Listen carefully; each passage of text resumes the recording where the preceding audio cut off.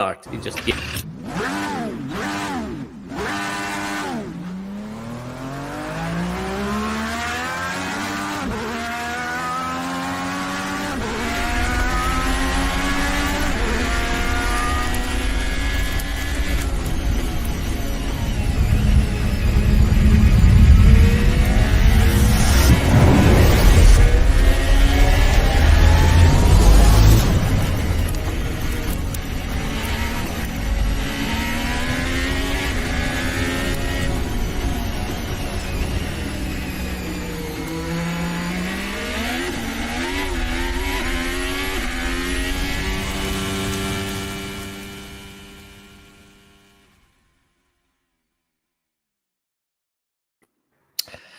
And hello, everybody.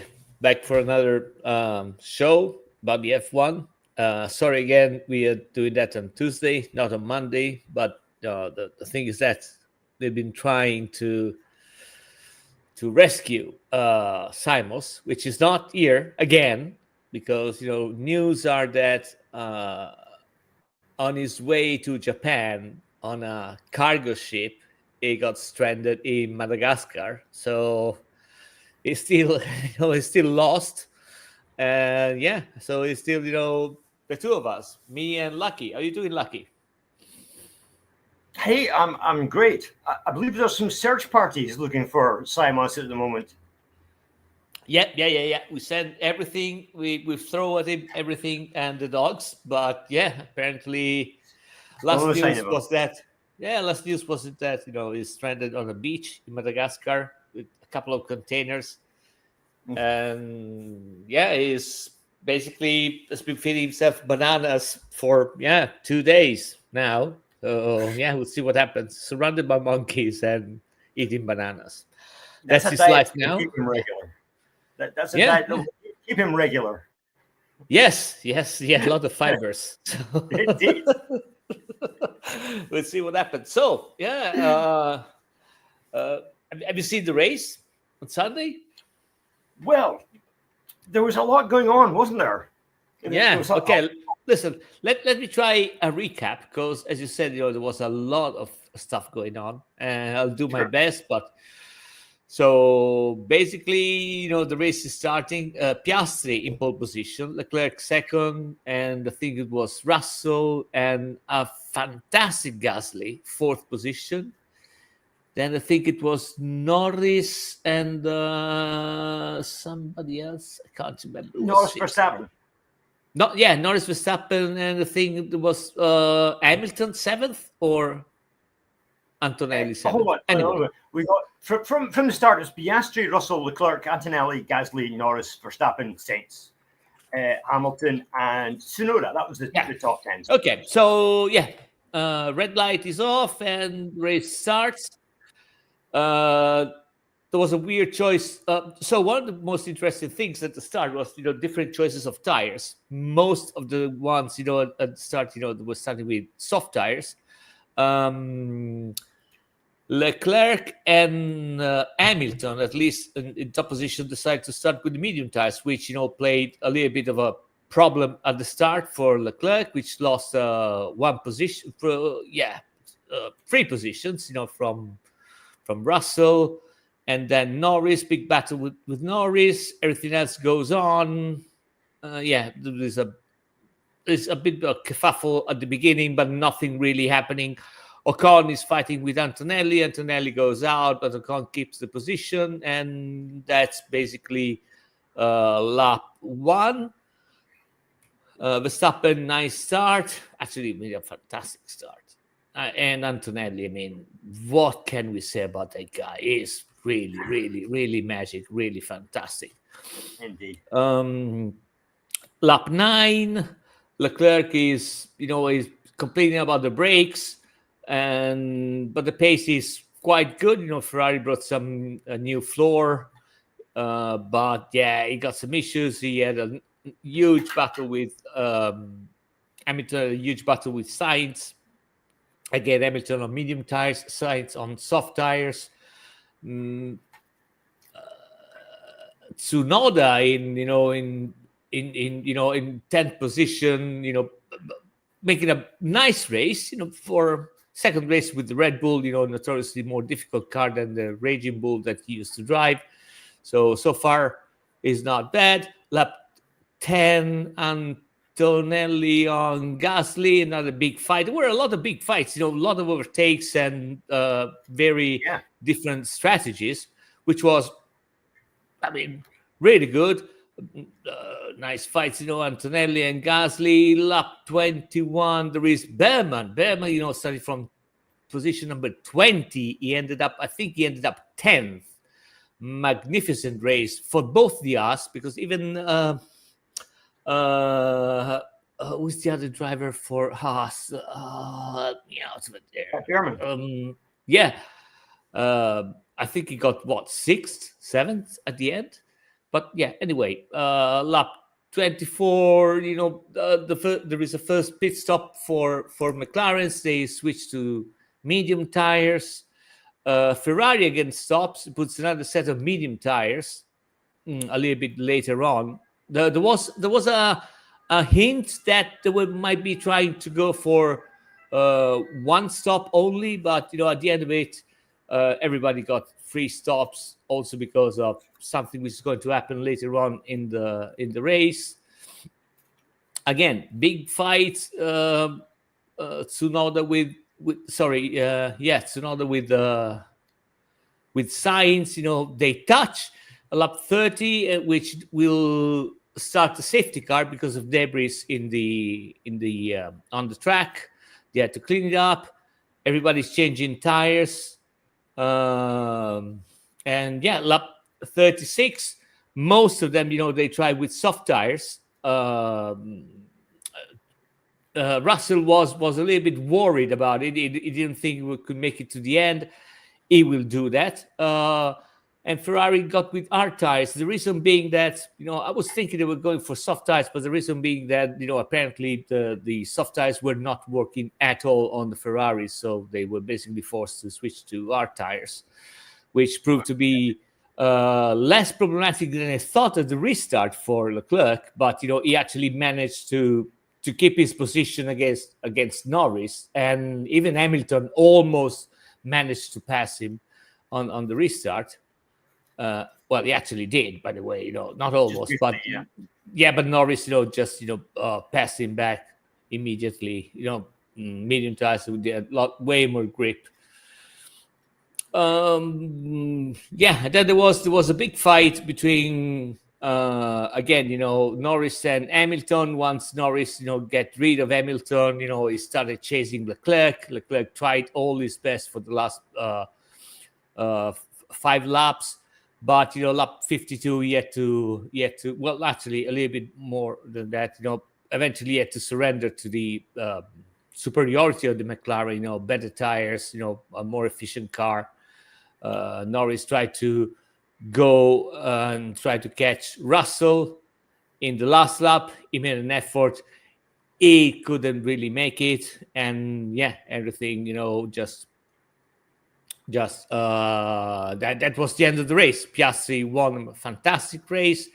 Russell 2nd, Norris 3rd, Leclerc 4th, Hamilton 5th, Gasly, Verstappen, Ocon 8th with the Haas, Tsunoda, and I think actually Verstappen passed Gasly at the very last lap. So that was it. Last corner, basically. Ocon, Tsunoda, and Behrman with a fantastic, 10th place. So good job for the Haas, 8th and 10th. Again, Behrman started 20th and he got 10th with the Haas. So that's really something. Piastri is really public enemy number 1 for Norris. I think he's a serious contender for the title. Mercedes, did well. Unfortunately, Antonelli paid a little bit, the strategies. It was really hindered by the safety car. Same thing happened to the Ferrari. The safety car didn't really help them, but they managed to get 4th and 5th, and Verstappen 6th, trying to contain the damage. Tsunoda 9th with the Red Bull. So far is the best second driver that Red Bull had, ever since anybody really against Verstappen. And it's only in the second race with the Red Bull. And yeah, that's basically the race. There was, I forgot to mention that Norris had to pay a 5-second penalty because he couldn't, get in the right spot at the start. The only time that he manages to make a great start is off position. He has to spend 5 seconds. Ciao, Babelvis. Thank you very much for dropping by. And yeah, that's it. That's the race. So, did you have fun? Hey, well, let me say hey, Bob, for a start. Well, there was a lot going on in that race, as we already said, all the way up and down the field. And I think if we go through everything, it's going to be a 2-hour show. But I will start with my man. He seems to be my man. Nobody else wants to have anything to do with him. But he's a bit boring, is Isaac Hadjar. He started 12th after qualification, started 12th in the grid, and finished 13th, which is a lot better than his more fancied teammate Liam Lawson, who was 17th and 16th, respectively. So Hadjar, I mean, he seems to be doing okay for his debut Grand Prix. I know what we do our show, but his debut Grand Prix year. A bit boring. We need to find somebody that's going to do some more stupid things rather than Isaac, because he just seems to be a bit too sensible. But moving on from him, one stat, or rather, I've got two stats. Bahrain was the 1100th, that's 1,100 Grand Prix start for Ferrari, which I think is miles ahead of anybody else. A long way ahead of anybody else. So Ferrari, the veterans of Formula One for sure. What do you think, driver of the day? I'm torn between Piastri for driver of the day and, believe it or not, Russell for driver of the day. I mean, Piastri obviously had the fastest car. He went from pole and blew everybody away. And the only person who seemed to be able to do anything in regards to him was Russell. And then at the end, he managed to hold off young Lando Norris, who was, again, in a faster car, but could not get past him. So what do you think, Piastri or Russell for driver of the day, or somebody else? Well, I mean, I think that, as far as driver of the day, I mean,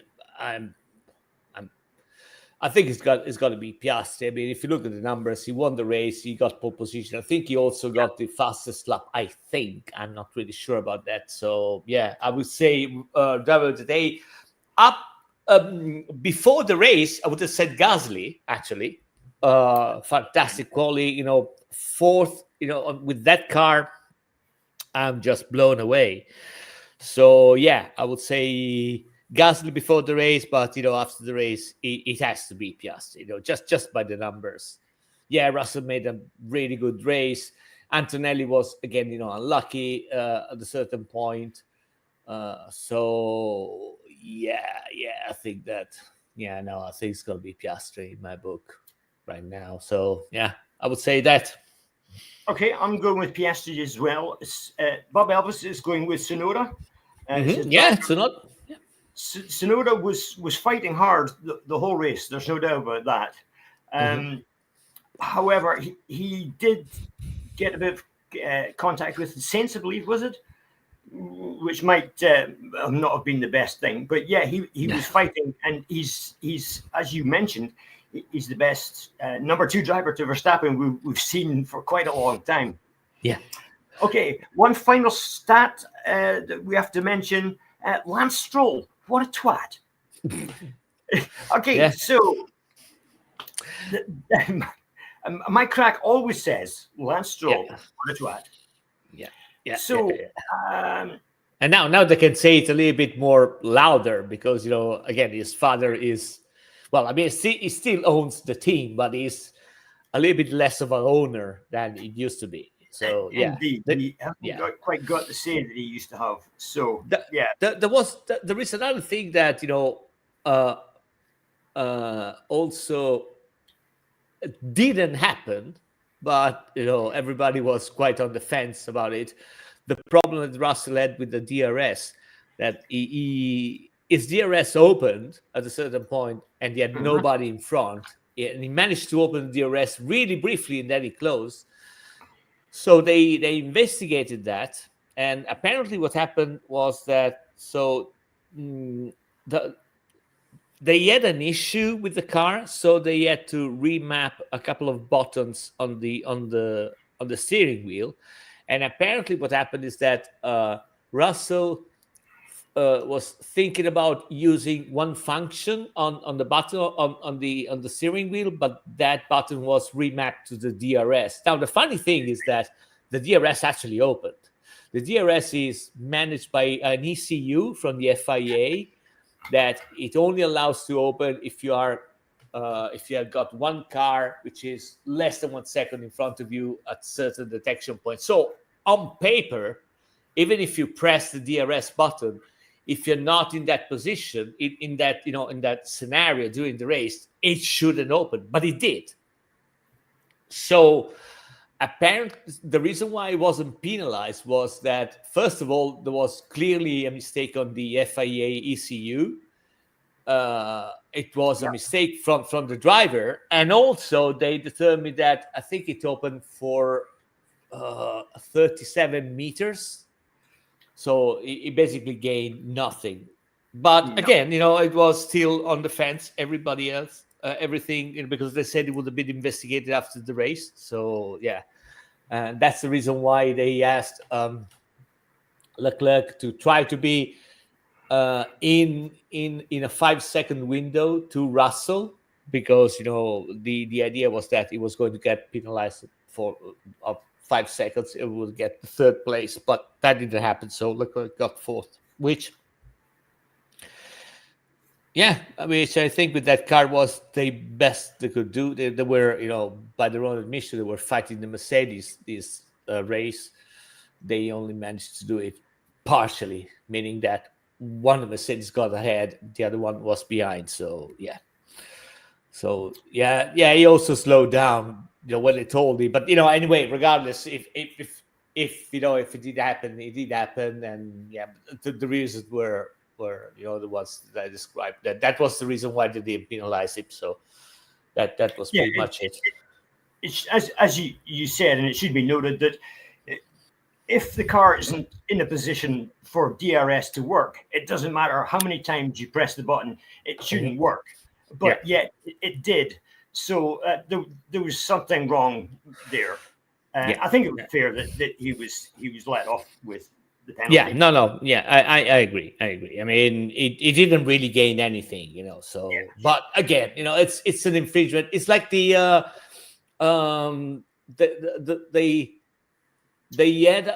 an issue. They investigated Norris when he got the 5 second, because the mechanic, when the car stops and you expire your 5 second penalty, nobody can touch the car with anything at all, right? And so apparently when the car stopped, 2 mechanics went by with blowers on the car, and one of them kind of touched the car. So there was an investigation that the 5 second penalty hasn't been done properly. But then I think they decided otherwise. But again, that is ridiculous. I agree with you. But they investigated that too, because it touched the car with a blower, and you can touch a car with anything. So okay, well, we better talk about somebody else who had a bit of electrical problems. That's Max Verstappen and Tsunoda in the pits. We'll start with Verstappen. He had an issue with the pit release lights not changing to green, which left him stuck in the pit for just a wee bit longer than he should have been. And the same thing happened with Tsunoda the next time through. And then, of course, it happened a third time too, because the first time happened to Verstappen, and then it happened with the 2 pit stops, I think, during the safety car, and it didn't work for both of them for 3 times. All right. Okay. the semaphore. You're talking about the semaphore, which flashes Yeah, when yeah. you stop the car, it's red, and then when you go away, it just pops green, and it kept flashing yellow. And there was some images, they were trying to figure out. They also took the mobile one, but it's still attached to the same system. So whatever it was happening on the main one, it was happening on the mobile one, and they couldn't figure it out. So yeah. Okay, and of course, Verstappen also had a bit of a problem with one of the wheels not coming off just as smartly as it should have done on his second pit stop. Yeah, the front. Oh yeah. They had an issue with wheel wouldn't come off, so that slowed Verstappen up a wee bit more.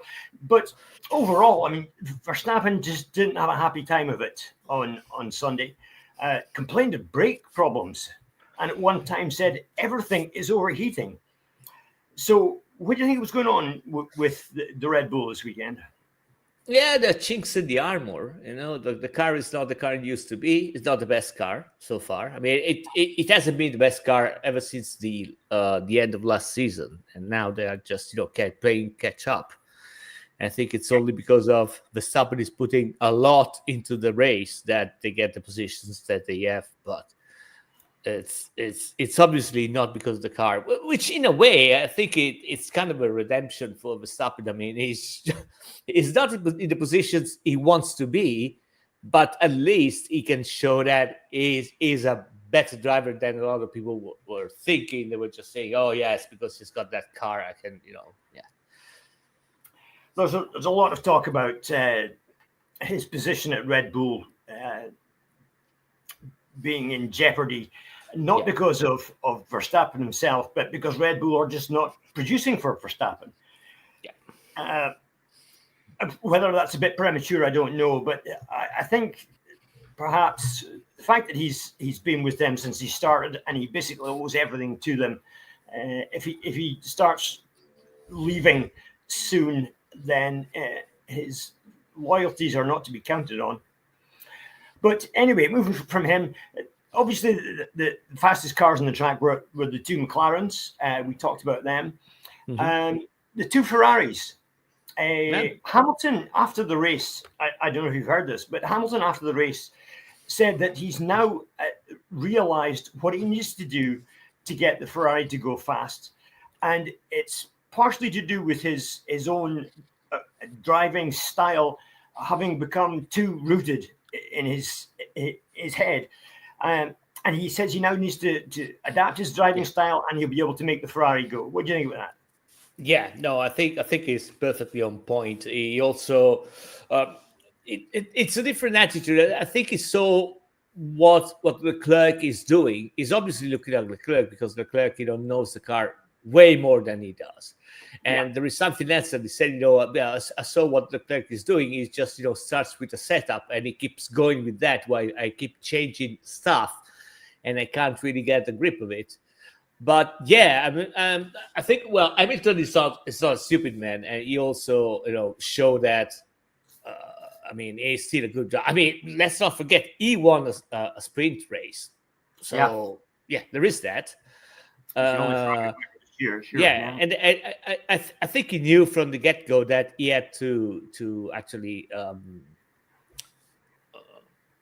try to get used to the way that car is behaving. He's been driving for 7 years the same car with the same engine, and he was saying, that I got to switch something in my brain. I can't use I can't use the engine the way I used to use the Mercedes one. Is a little bit different. The braking is different. The braking is another big issue. I mean, he has been using Carbon Industries in Mercedes. Now the Brembos, they're a little bit different. So he has a lot to get used to, and I think that he just realized how much of a different car it is.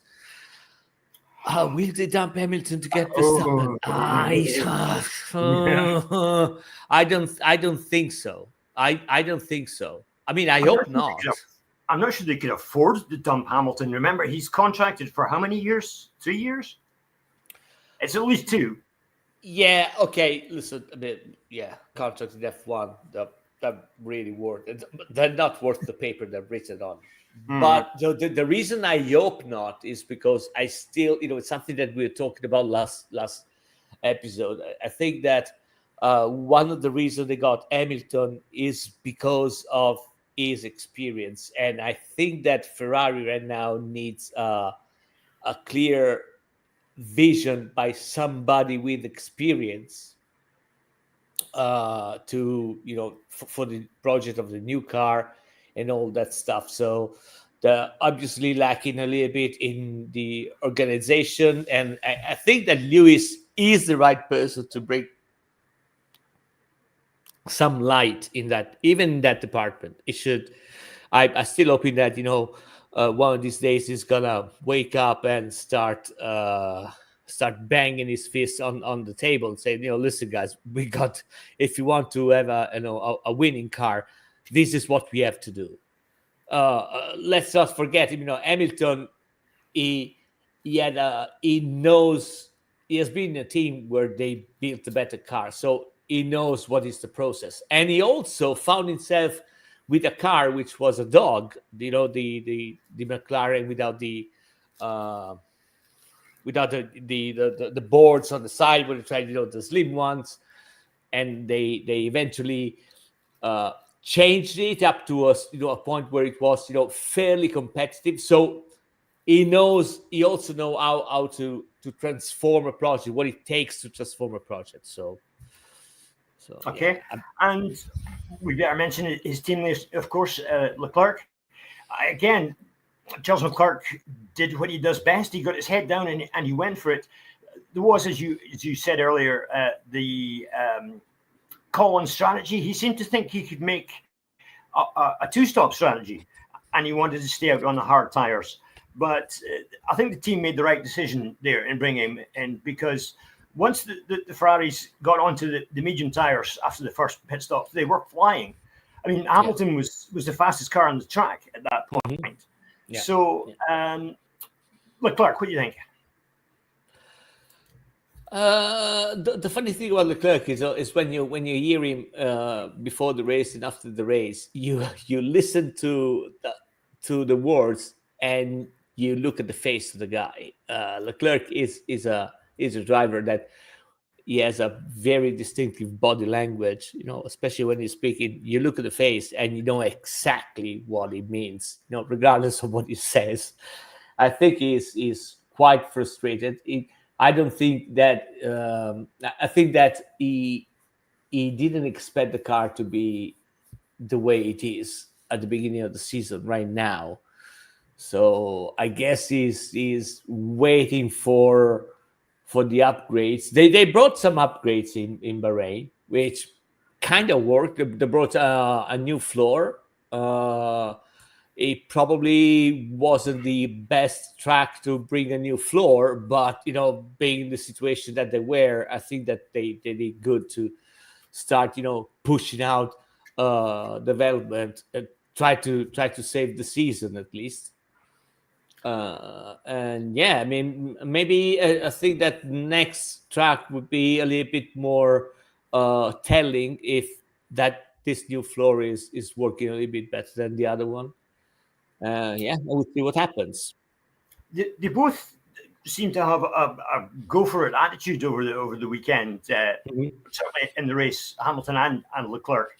I mean, Leclerc was harassing Russell, and he was also harassing Norris again when Norris got past. So I think things are looking quite good at Ferrari this weekend. I mean, it was two cars in top five, so that's not the worst result, especially after what had been happening the week previously. No, you're totally right.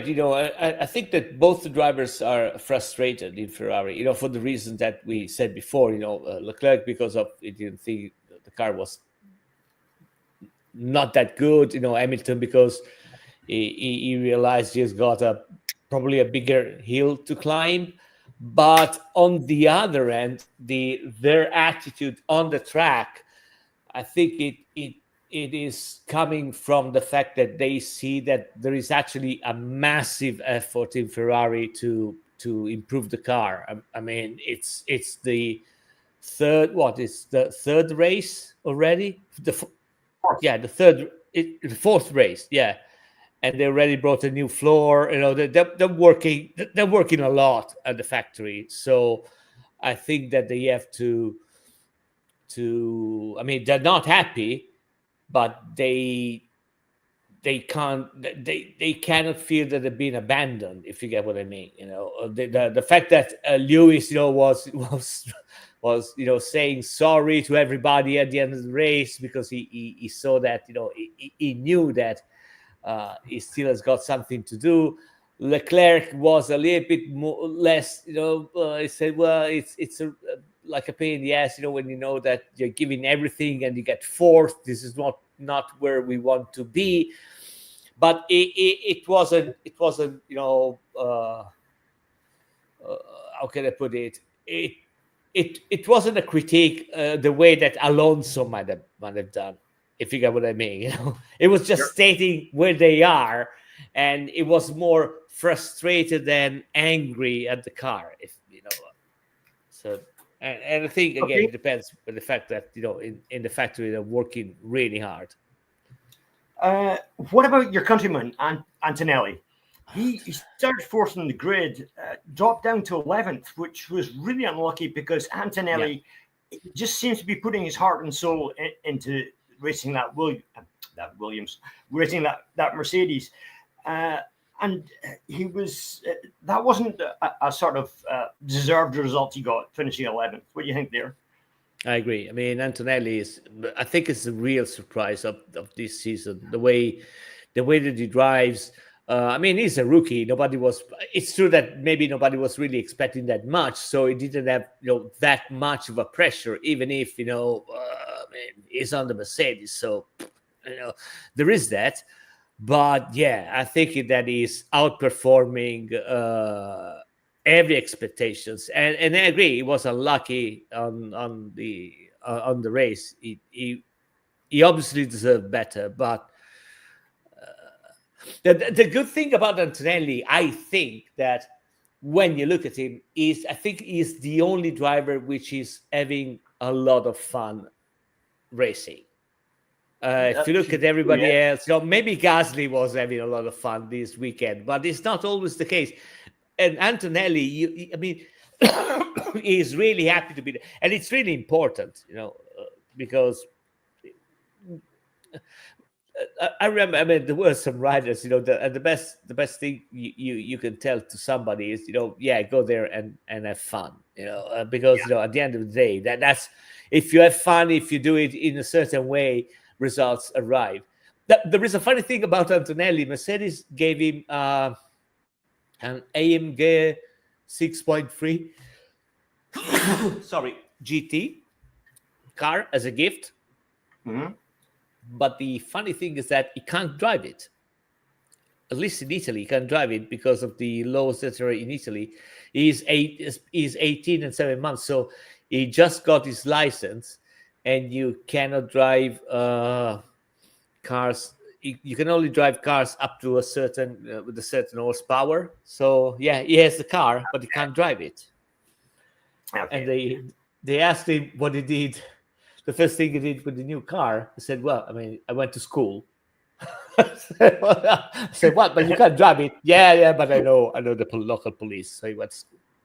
So he definitely seems to be very situationally aware. He seems to have an older head on his young shoulders. There was a point, I think, where he nearly collided with Sainz, but he was smart enough to realize that, listen, Sainz ain't going to go around this corner. I'm going to make sure I get the hell out of the way. So as far as being switched on, he certainly seems to be that. Okay, who else do we need to talk about? Did I mention Lance Stroll as a twat? I think you did. I think Mike Crack also. Yeah, Mike Crack agrees with you. So but okay, sure. Okay. So, but Stroll is a twat. What about Alonso, though? Well, yeah. This year, I don't know if he's just thinking, well, I'm going to drive around until we get to 2026 and the new cars and see what happens with an Adrian new car. But he just seems to have completely lost any motivation that he's had. I'm really not sure what's going on with him. It's the opposite of Antonelli. He's not having fun.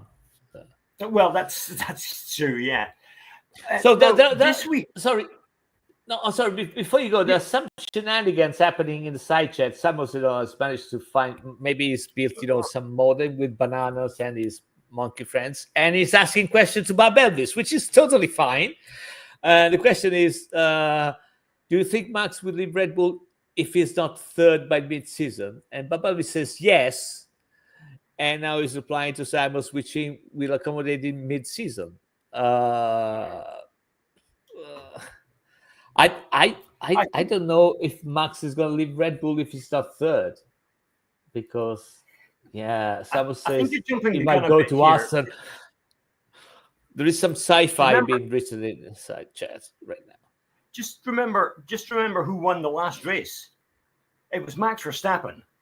Yeah. So I mean, things aren't quite as bad as you might think. Let's not just paint a picture where Max is going to be leaving it at the drop of a hat. The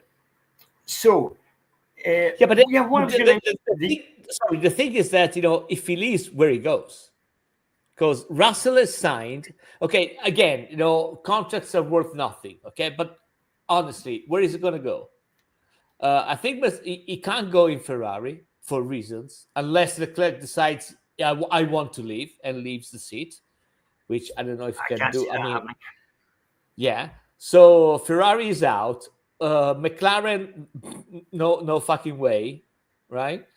McLaren could go where? I think that Norris' seat is way more in danger than Piastri, but they are really fond of Norris in McLaren because of all the job that he did, bringing the car back. So I don't think McLaren is a viable option. Mercedes, I don't think is going to happen. So Mercedes, Ferrari, and McLaren are not going to happen. Simon says, he might go to Aston.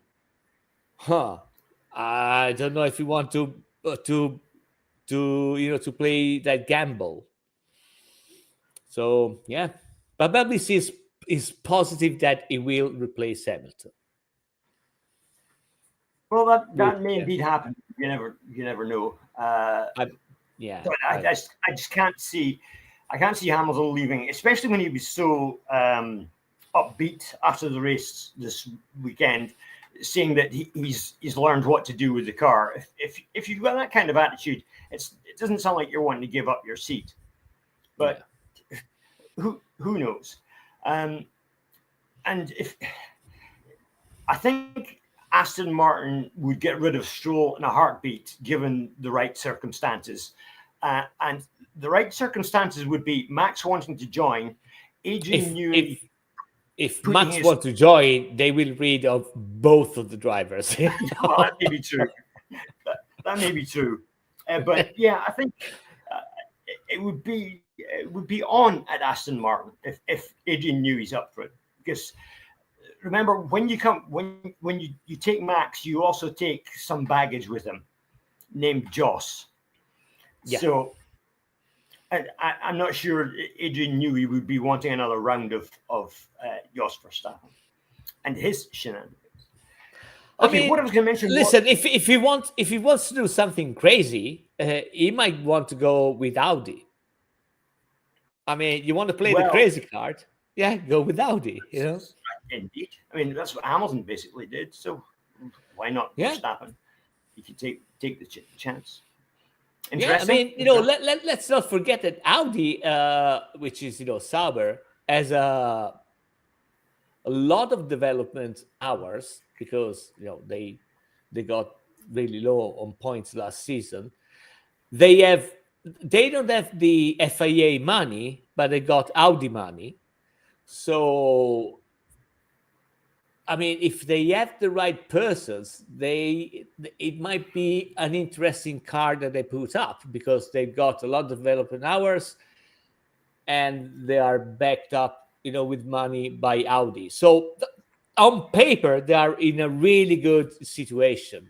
Way better than us, I think. Sure. Okay. What I was going to mention, I've mentioned this every race so far. In the top 10 this week, there was only 3 teams that have Mercedes in the title. Ferrari seemed to be the guys that were manipulating 4 spaces with Renault and Honda following up. Yeah. So a real mix of stuff going on the track. The top 5 this week were only separated by less than a half a minute. So it was actually an interesting race. We've still got Norris 3 points ahead at the top of the drivers' table. Yep. Piastri behind.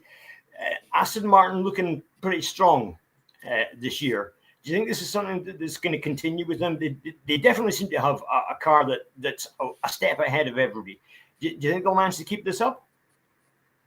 You said Aston?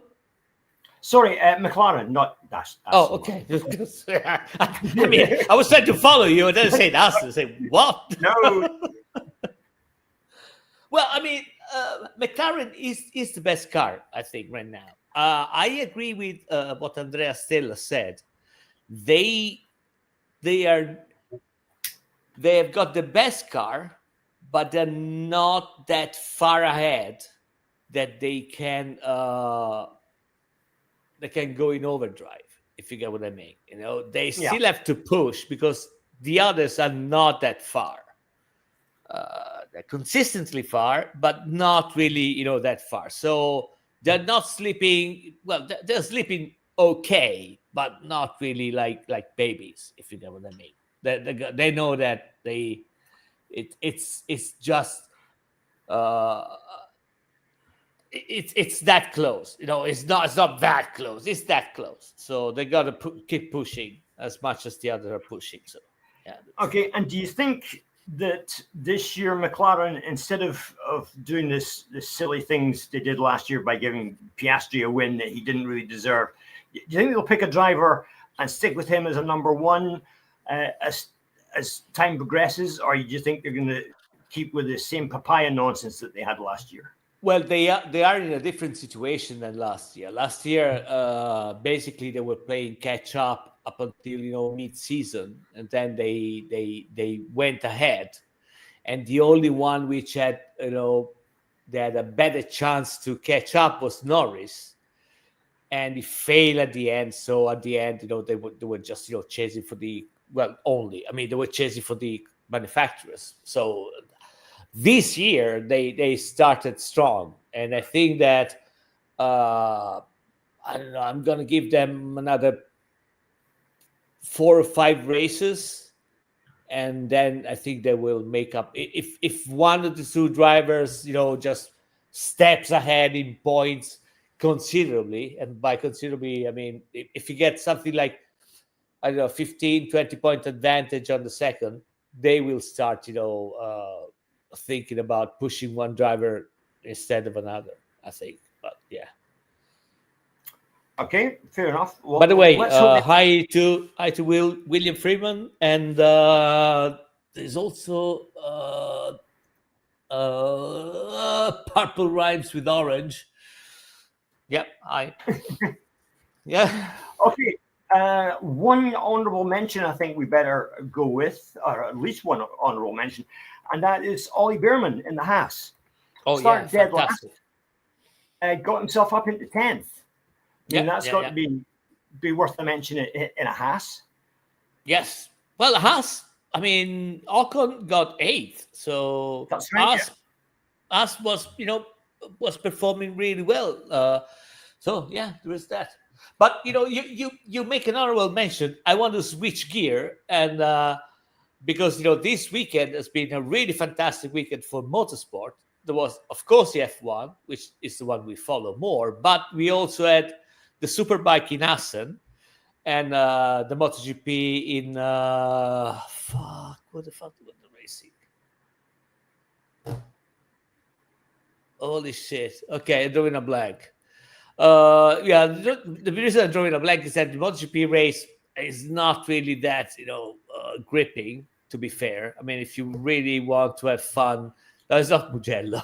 You fucking idiot. I mean, I hope one of those monkeys just start throwing coconuts at it, not bananas.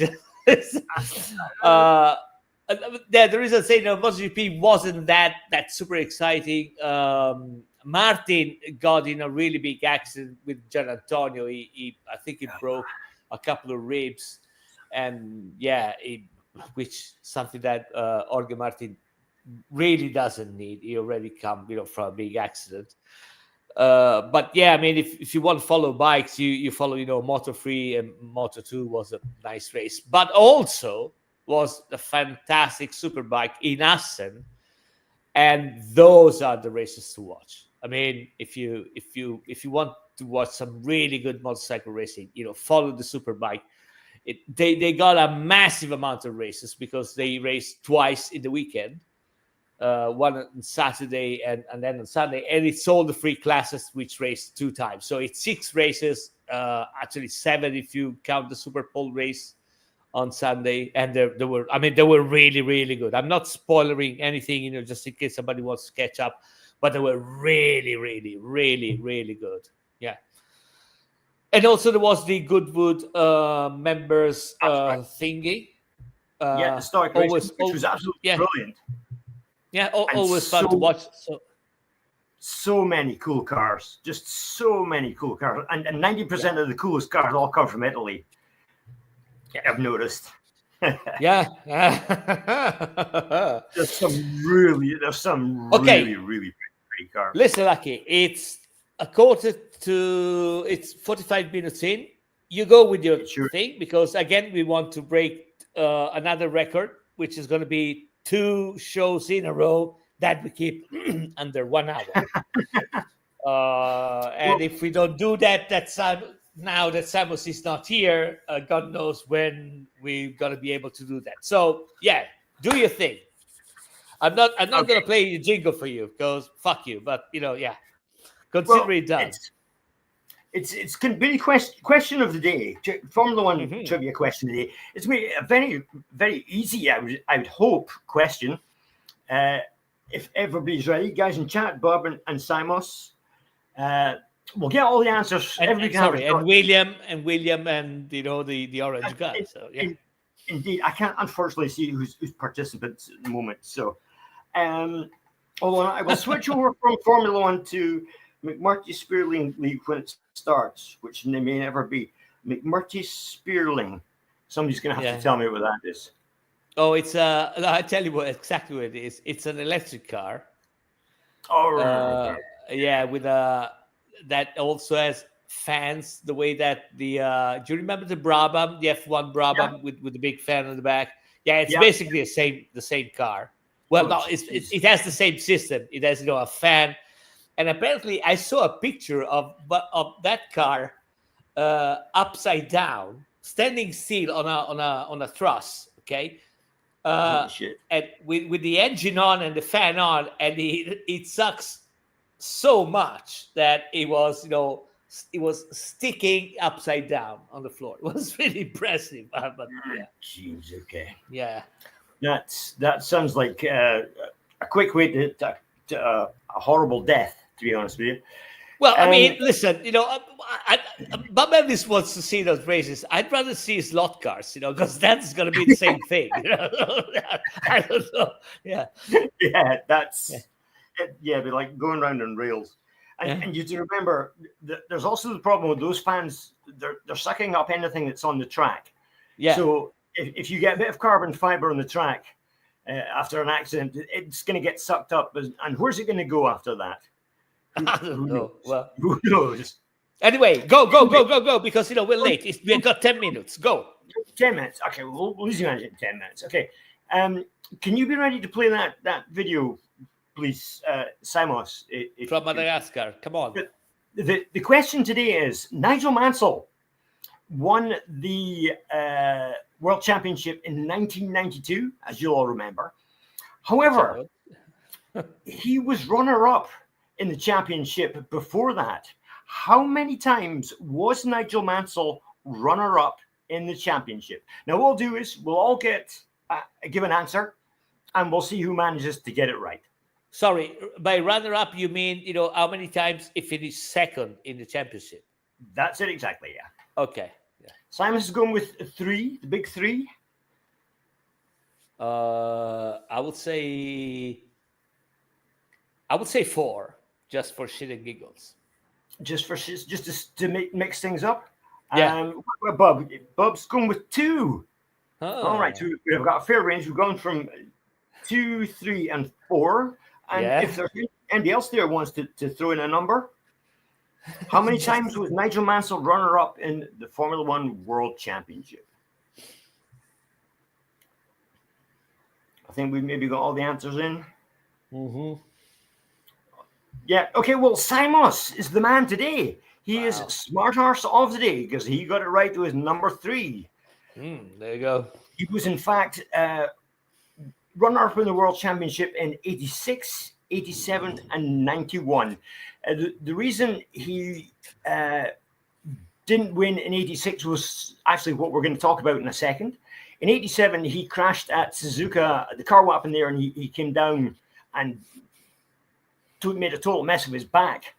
And then in 91, well, you could say it was his own fault.